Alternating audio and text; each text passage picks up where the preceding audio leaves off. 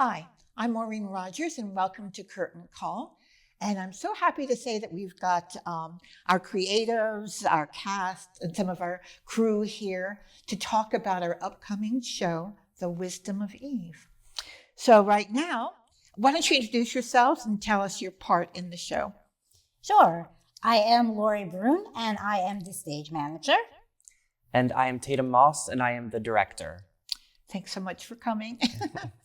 We're so happy to have you direct this show, Tatum. Can you talk a little bit about it? Because it sounds so interesting. So it's about a up-and-coming Broadway actress who gets close to one of her idols and gets a little too close. She starts to take over her life, basically. Yeah. Okay. Yeah.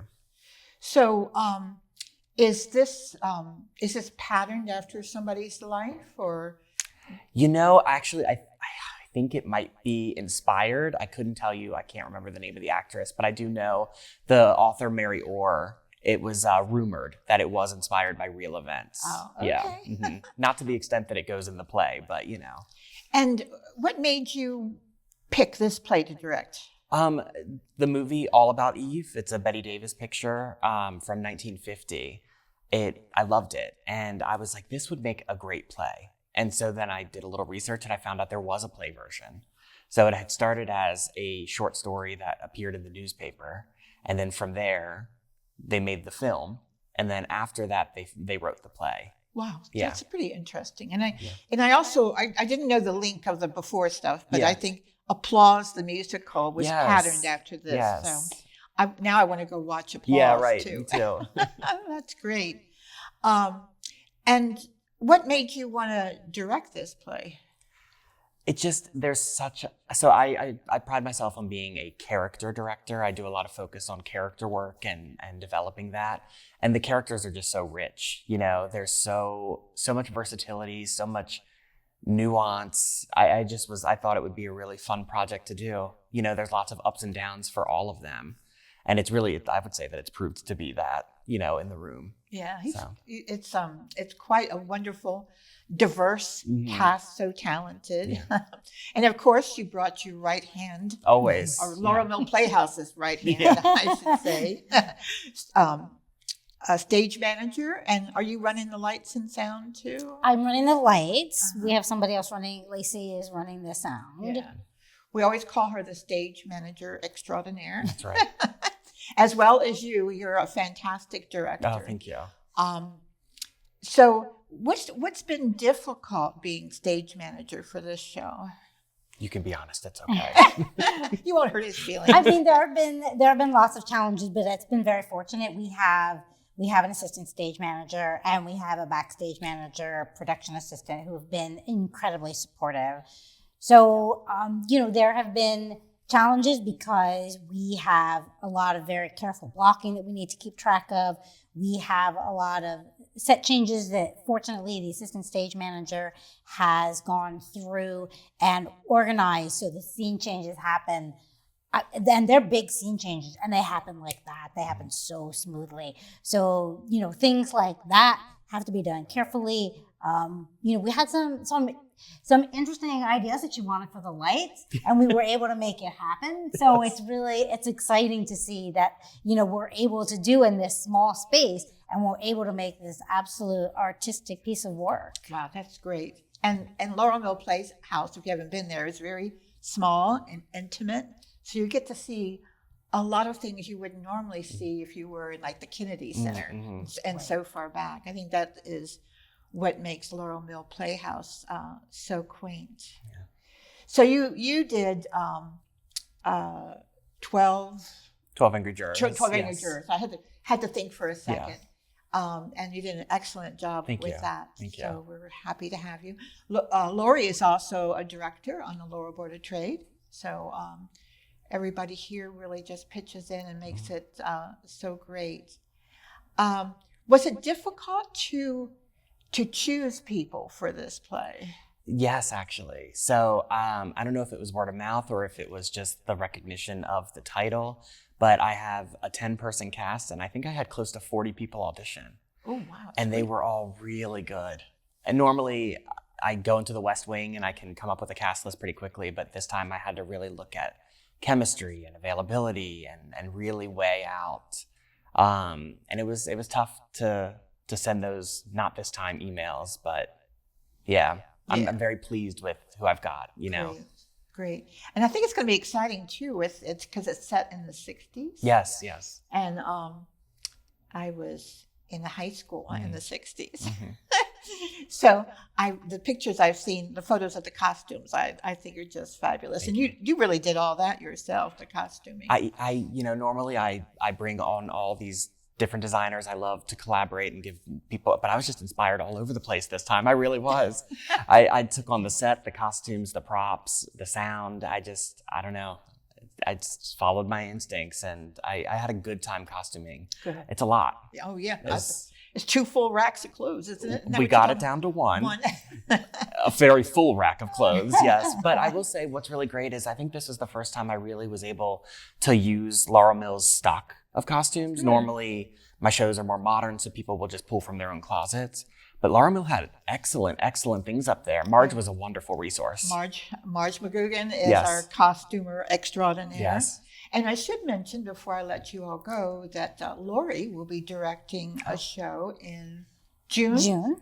And it is called Black Comedy. We're still waiting for the final okay with the publisher. But can you tell us just a little bit about that? Sure. What really excites me about this play is, and it struck me the first time I saw it, was how clever it is. Because the idea is that the stage lights are reversed from what's actually happening. So this show starts for a couple of minutes in darkness, but the cast they can still see. But then the power goes out and the lights come up. So the lights are reversed. So the cast has to act like they can't see, and it's a blackout. Yeah. And it's all sorts of misunderstandings and mistaken identities, and it's just really, really fun. So I do hope we get the rights. I feel very positive about that. Thank you both for coming. The Wisdom of Eve starts on Friday, January the 10th, and it'll run for 3 weekends, right? So you can get your tickets at laurelmillplayhouse.org. You can call me at 301-617-9906 if you have any questions. But go ahead and get those tickets now. Don't wait, because it's going to sell out. So thank you again. And stay tuned, because we have 2 of the actors that we're going to talk to a little bit later. All right. Hi, nice to see you and meet you again. That's right. The city prides itself on the leader of creating a more sustainable community, believing that a sustainable community is a strong community. As the leader, Laurel has taken initiative to create strong legislation to reduce greenhouse gas emissions. This is the kind of strategic effort that we need from all counties to make sure that we're able to meet Maryland's most aggressive greenhouse gas goals in the country.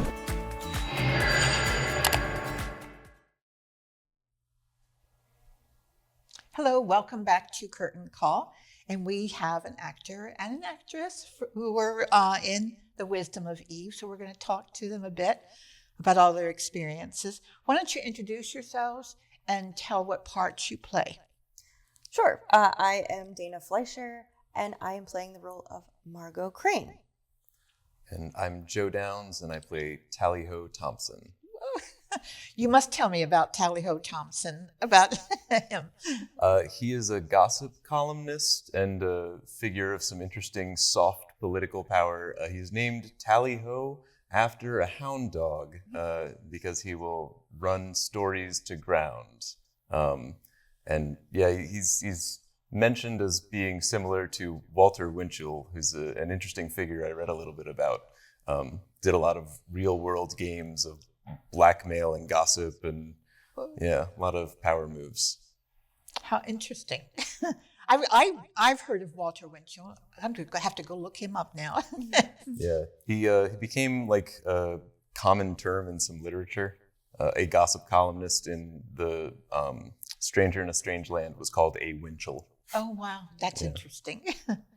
And Dana, tell us about your the role that you're doing. Sure. So Margot is a very famous Broadway actress.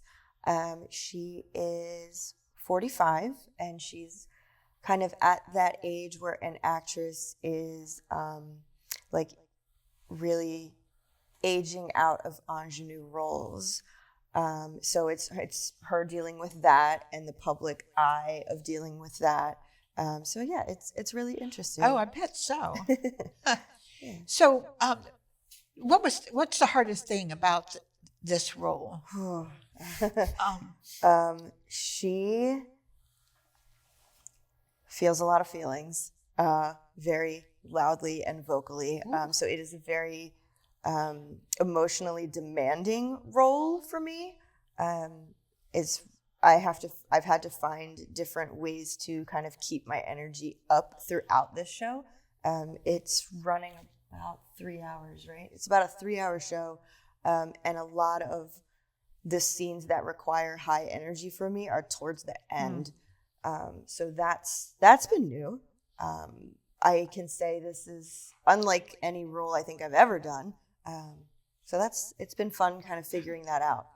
I'm looking forward to seeing that. Yeah. It is hard towards the end because I realized that in A Murder is Announced, Yeah. I'm off over the top at the end of the show. Right.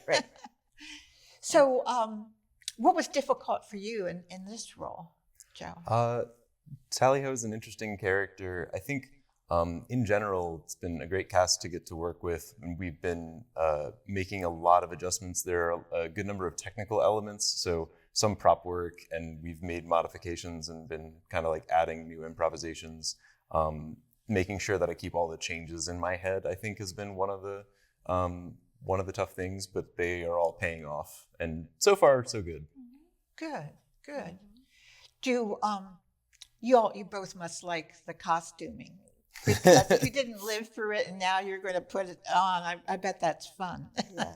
No, it's a lot of fun, and I have a lot of costume changes, somewhere around like 10. Oh my goodness. Yeah, it's a lot. Some of them are on stage, some of them are off stage, and some of them have to do with so my character's an actress, so some of what I'm wearing is her costume for the show that she is performing in. Oh, so you'll fun. see that Yeah. multiple times, and some of it is just traditional costume changes, but they're a lot of fun, and doing the hair and makeup for that time period is a lot of fun also. Oh, yeah. So this is this set in Hollywood or someplace? No, we're in New York. New York. Okay. Yeah. Okay. And so why do the two of you think that somebody should come to see this show? I always like to ask that. It's a really compelling character drama with Yeah. strong actors. The way that I've been pitching it to people that I tell about it is it's a cutthroat actress rising to the top of Broadway, and that I'm just the sleazy gossip columnist to help her do it. That's great. It's going to be a great show. We've all put a lot of time and effort into this, and I believe like it. Joe said, it's really paying off. It's a super strong cast, and a lot of people, I imagine, have seen the movie All About Eve, and it's really interesting to see like the differences between the two, even though they follow the same general story. So I think especially if they like that movie, they definitely enjoy seeing this. I'll mention I haven't seen the movie, and I'm usually hesitant to like watch a different adaptation for something I'm trying to embody myself. But Marilyn Monroe was in All About Eve, which is kind of a fun fact. Yeah. So would you suggest that we wait and watch you all first and then the movie? Oh, I'll leave that to everyone's discretion. Yeah, I mean, I think they're different enough that it wouldn't really matter. But yeah, I definitely recommend watching it at some point.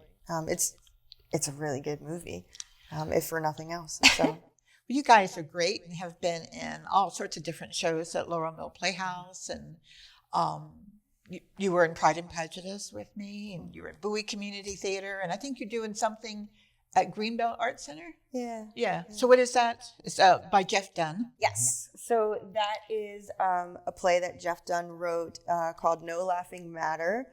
We are both in that, and it opens next month. Okay, great. Well, thank you all so much for coming and being a part of this. And be sure and come and see the show. It starts January 10th, 3 weekends. And you might just want to get a bite of food before the show or after the show at Olive on Main, which is right next door to us on Main Street in historic Laurel. So we hope to see you there.